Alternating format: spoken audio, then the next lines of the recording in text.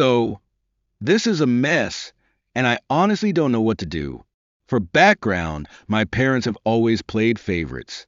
My older brother, Andrew, is the golden child. He was the straight A student, the athlete, the one they bragged about at family gatherings. Meanwhile, I was the problem child. Not because I did anything terrible, but because I didn't live up to their expectations. I went into a creative field instead of something respectable like law or medicine. I moved out at 18 and never looked back, while Andrew stayed close, practically glued to their side. Fast forward to now. Our parents passed away a few months ago. It was sudden, and honestly, I was still processing it when Andrew dropped a bombshell on me. I was completely cut out of the will. Everything, our parents' house, their savings, their investments, all of it went to him. Not even a token amount for me. I wasn't shocked, exactly. I knew they favored him. But something about seeing it in writing, realizing they didn't think I deserved a single cent of what they left behind, felt like a punch to the gut. Andrew was weirdly nervous when he told me. I could tell he wanted me to be okay with it, like he was expecting me to just nod and say, "Yeah, that makes sense." I didn't. I asked him if our parents had ever told him they were doing this. He hesitated, then admitted that, yeah, they had. Apparently, they made this decision years ago. That part really stung. It wasn't a last-minute change. It wasn't because of some unresolved fight. They had made a conscious choice, while they were alive and well, to act like I didn't exist. I was pissed, obviously, but I wasn't going to beg. I told Andrew, "Congrats on your inheritance," and got up to leave. That's when he stopped me and said, "Wait, there's something else." He looked uncomfortable, almost guilty. And then he made me an offer I never expected. He said he'd be willing to give me a cut of the inheritance, but only if I agreed to something first. I asked him what the catch was. He hesitated, then said, "I want you to cut off all contact with the rest of the family. Permanently." I laughed at first because I thought he was joking, but he was dead serious. He told me he'd give me a generous amount. More than fair, considering I was originally getting nothing, but in exchange, I had to completely disappear from the family's life. No reunions, no holidays, nothing. I asked him why.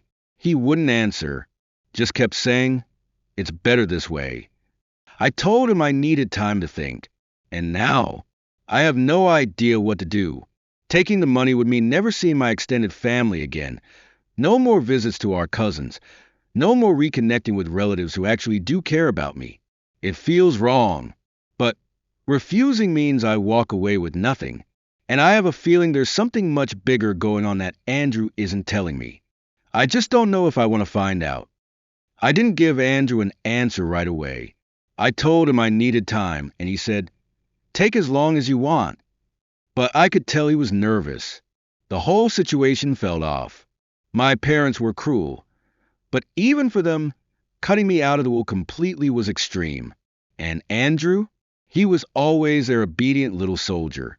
If they had left him everything, I would have expected him to just keep it and move on. But instead, he was offering me money, as long as I cut all ties with the family. Why? The more I thought about it, the more I realized that he wasn't just giving me money. He was paying me to stay away. That made me suspicious. So, I decided to do something I hadn't done in a long time. I reached out to our cousin Emily. Emily and I had always gotten along, but because I had been the family disappointment, we weren't super close. I hadn't seen her in years, but when I sent a message asking to meet up, she responded almost immediately. We met for coffee, and after some small talk, I finally asked, "Did you know my parents left me out of the will?" Emily sighed. "Yeah, everyone knows." That threw me. "Wait, what?" She looked uncomfortable. "They told people about it. Like, years ago. They made it seem like it was your choice, that you walked away from the family and didn't want anything from them." I clenched my jaw. "That's not true." "I know," she said quickly, "but that's how they framed it." This just kept getting worse. I told her about Andrew's offer, the money, the condition that I cut all contact. I expected her to be confused, maybe even think I was exaggerating, but instead, she just looked sad. And that's when she told me something that made my blood run cold. Your parents had a second will. I felt my stomach drop. What? She nodded. I don't know all the details, but a while back, I overheard my dad talking about it with your parents. They had some kind of emergency backup plan. A second will, different from the one they showed the lawyers. A secret will. A second version of their inheritance plan. I felt like I had been punched in the gut. If that was true, it meant one thing. There was something in that will they didn't want me to see. And I had a feeling Andrew knew exactly what it was. I left my meetup with Emily feeling sick to my stomach. A second will? Why the hell would my parents have one version for the lawyers and another one hidden away? And if it existed, what did it say that they were so desperate for me not to see? I didn't go home. I went straight to Andrew's house. When he opened the door and saw me standing there, his whole face tensed. "You've been thinking about my offer?" I stepped inside without waiting for an invitation. "Cut the crap, Andrew. Tell me about the other will." His expression barely changed, but I saw the brief flicker of panic in his eyes. "I don't know what you're talking about," he said quickly. I laughed. "Don't lie to me. Emily told me. Mom and Dad had a second will. A backup plan. One that wasn't included in the official records." "What did it say?" Andrew exhaled sharply, running a hand through his hair. "You shouldn't have talked to Emily." "Why not?" "Because she actually told me the truth." His jaw clenched. "That will doesn't matter anymore." I took a step closer. "Why? What did it say, Andrew?" He was silent for a long moment.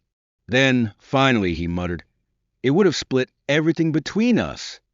I stared at him. "What?" "The first will, the one Mom and Dad originally wrote, had both of us inheriting everything equally. The house, the savings, the investments. 50-50. I felt a rush of rage.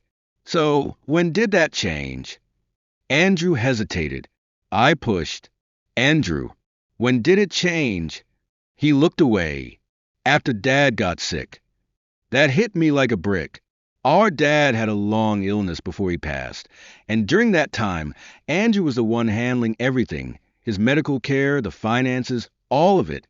I had barely been included, because by then, my parents had already written me off.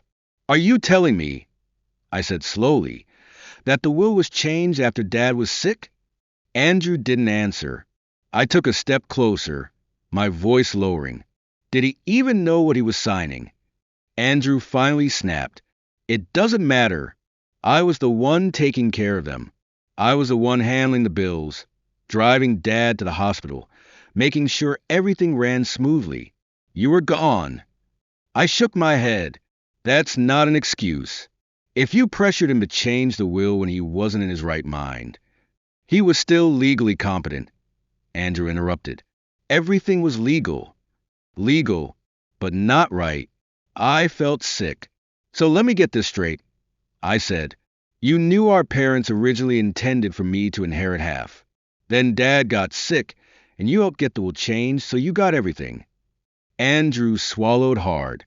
"They made the choice." "No, Andrew. You made the choice. And now you're offering me hush money so I don't dig any deeper." His silence told me everything I needed to know. I let out a bitter laugh. "Wow. No wonder you wanted me to cut off the family. You were afraid someone would tell me the truth." Andrew looked at me, his jaw tight. "Look, I'm still offering you the money. It's more than fair. You can either take it and move on, or you can start a fight you won't win." I took a deep breath, my heart pounding. I had two choices: take the money and walk away, or fight back. And honestly, I wasn't sure which one I was going to pick. I didn't answer Andrew right away. I just turned around and walked out the door. He didn't try to stop me. By the time I got home, my mind was spinning. I had proof now. Proof that my parents originally planned to split everything equally. Proof that Andrew had taken advantage of Dad's illness to get the will changed. Proof that he was trying to pay me off so I wouldn't start asking questions. I could fight this. But Andrew was right about one thing. It wouldn't be easy. Legally, the will on file was the one that mattered. And as long as Dad had been considered competent when he signed it, contesting it would be an uphill battle. But I wasn't about to just roll over, either. So I called Emily again. The second she picked up, I asked, "How much do you know about the second will? Do you know if a copy still exists?" She hesitated. "I don't know for sure. But I do know one thing. My dad always hated how your parents treated you. If anyone would have saved a copy of that will, it's him." That was the first real hope I'd had since this whole thing started. "Do you think he'd let me see it?" I asked. Emily paused. "There's only one way to find out. That's how." The next day, I found myself sitting across from my uncle, watching as he pulled out an old manila folder from his filing cabinet. And when he placed it in front of me, my heart almost stopped, because right there, clear as day, was the original will, the one where my parents had actually intended to leave me half. I exhaled sharply, my hands shaking as I flipped through it. It was real, signed, dated, and now I had exactly what I needed.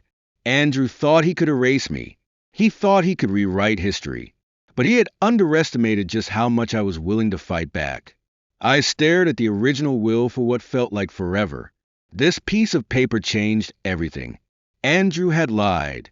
He had manipulated our sick father into changing the will. And now I had proof that my parents had originally intended for me to inherit half. I looked up at my uncle. "Why didn't you say anything before?" He sighed. "Your parents were stubborn. By the time they changed the will, they had already made up their minds about you. I wanted to step in, but it wasn't my fight. And after they passed, well, Andrew got everything, and I figured there wasn't much you could do. But you kept this." He nodded, because I always thought it was wrong. I let out a slow breath. "Can I keep it?"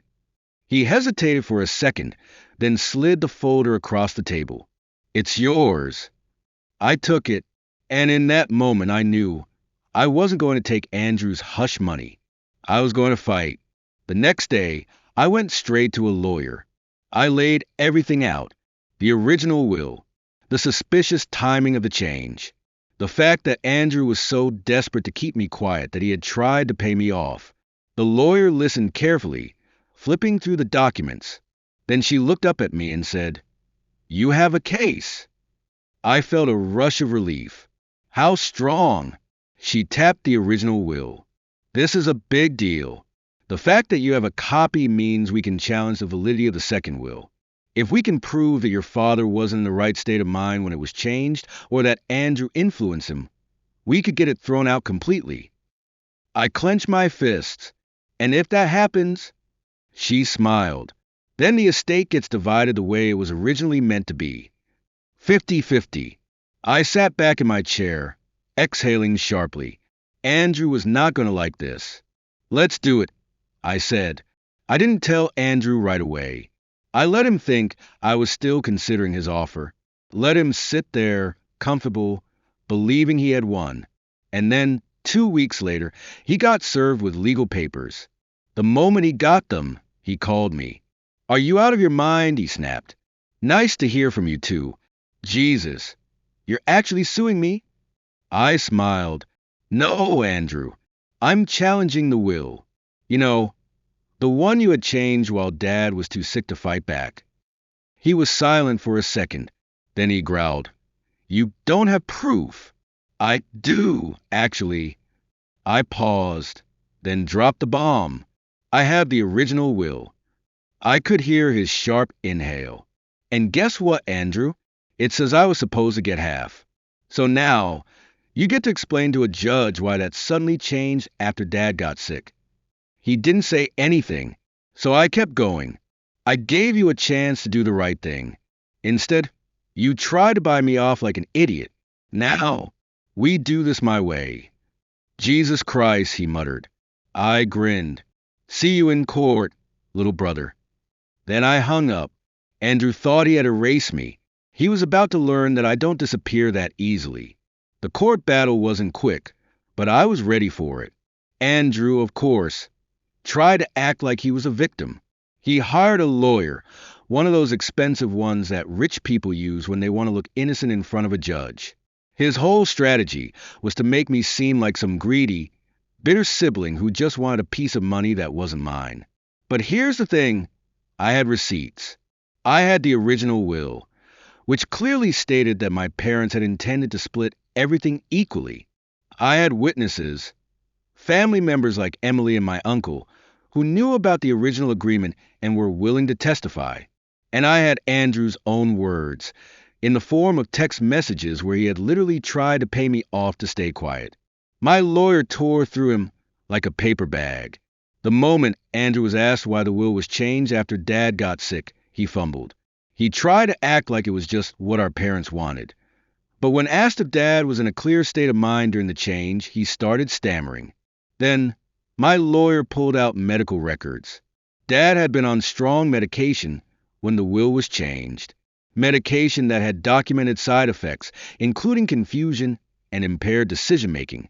Andrew's lawyer tried to argue that Dad had still been legally competent when he signed the new will. But then we pulled out the best evidence of all. A video.